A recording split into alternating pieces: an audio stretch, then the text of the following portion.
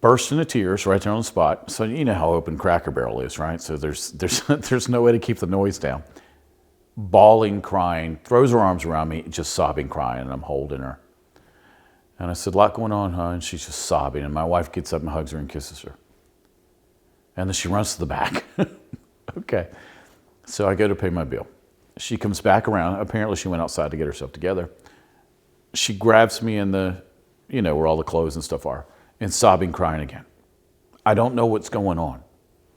I do know that the Holy Spirit was correct.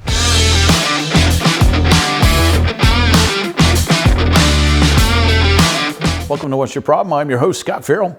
Interesting topic today, brought up by my wife. So, like any good husband, I'm going to cover a topic my wife tells me to cover. All right, the topic today is, what's tipping do for me? No, not cow tipping, like where I'm from, but tipping. Why do we tip people in the service industry? I used to be in that service industry a long time ago. I probably waited tables and bartended for 5-6 years. Late teens, early 20s, and then college, the normal time. And made a lot of money, man. Back in the 80s, you could make some bank waiting tables and bartending. But the other day we were out and I was talking to some of the servers and I said, how's the tipping? How do people do? Or do you normally get tipped for and this girl was wonderful, great service you provide. And they were like, no.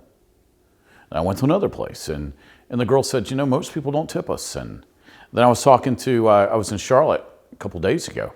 And I was asking the concierge, same thing. Hit or miss. All right, so I guess if I asked that question in the 80s, most people did. What's happened? What's happened to society? What's tipping do for me? Well, I give. My wife will tell you, most people will, that if I got money in my pocket, I've given it to somebody because I get led by the Holy Spirit, and the Holy Spirit says, that person needs, and that person needs, and that person needs, so I give it away. But why do we tip? What's the whole idea of the tip?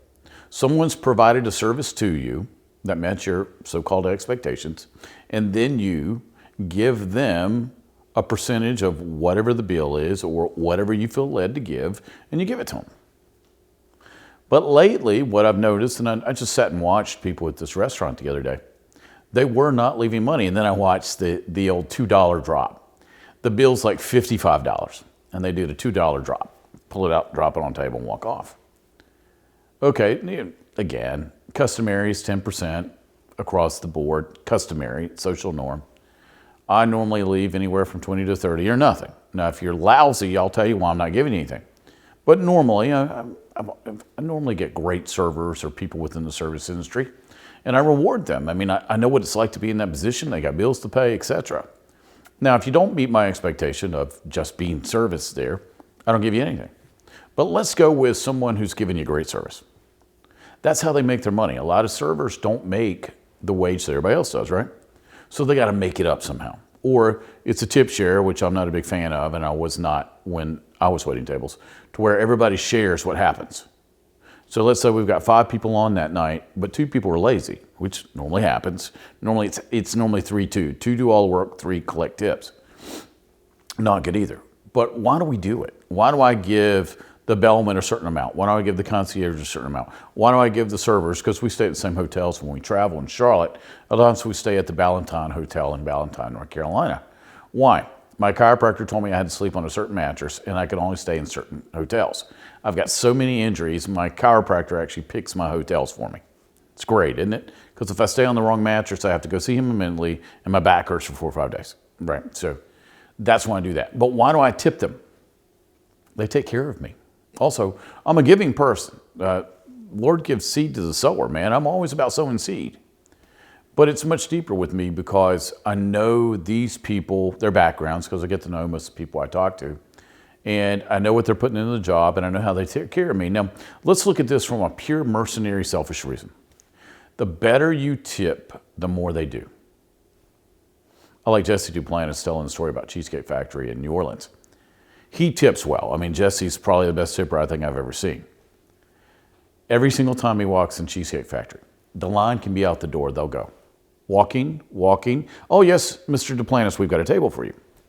When you take care of people, they take care of you.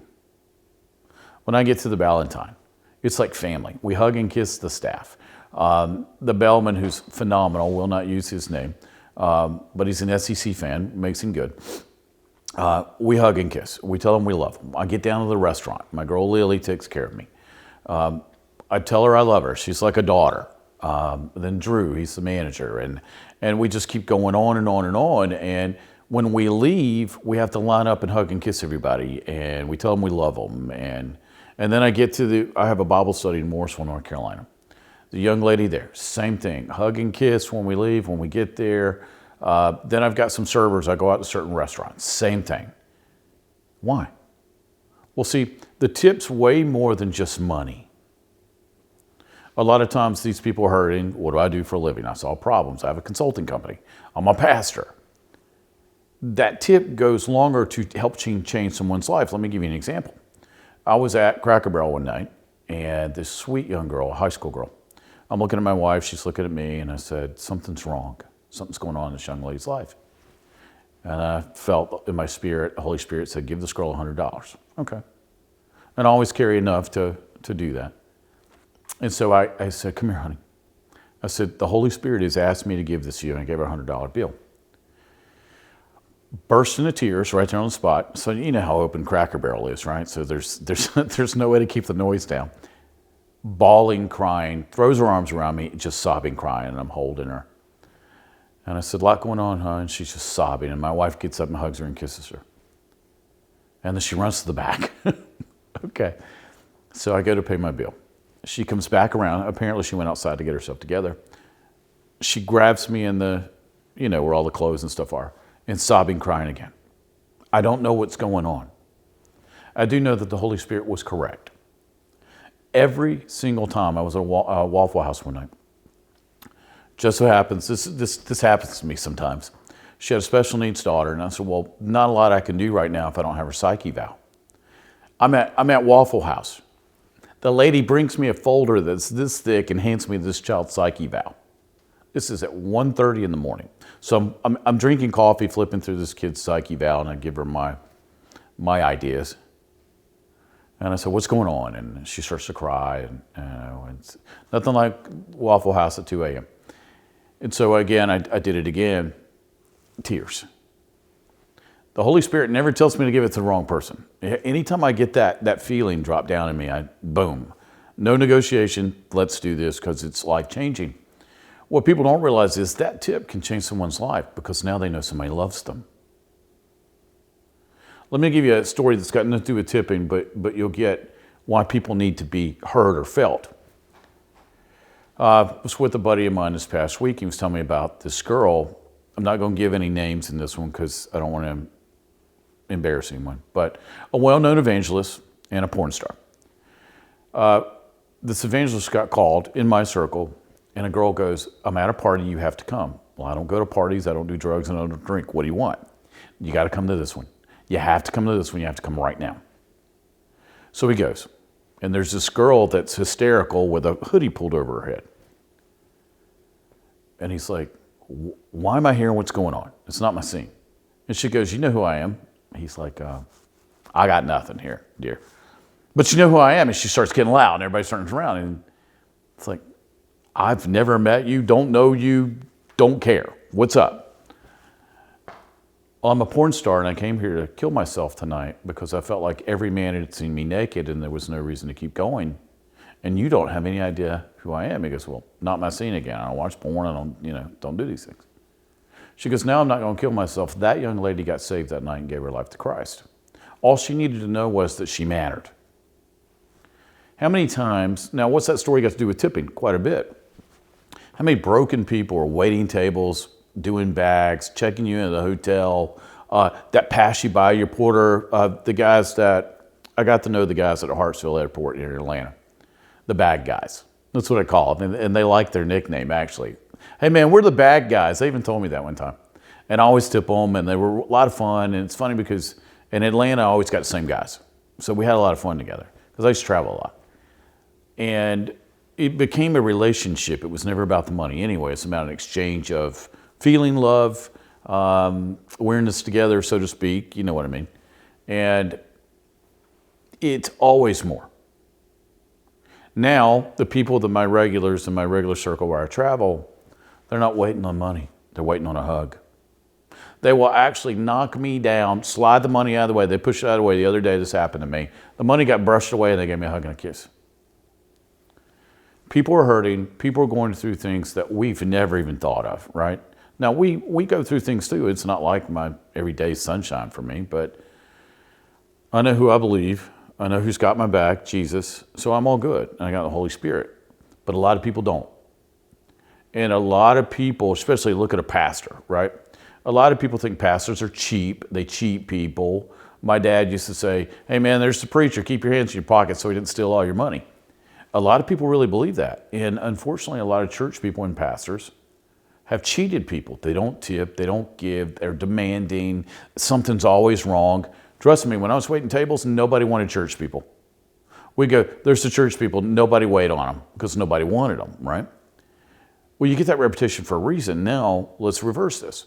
What good can you do tipping people and tipping them well, over tipping them? They feel valued. They understand they have meaning. They know you're not cheap. They look at your life. They've been looking for someone to copy. They want a mentor. They want somebody they can believe in. Well, me being a pastor, me owning a consulting company, me being a public figure, I had better do it right. Because one, people are looking for a reason to tear me down, but two, people are looking for someone to believe in.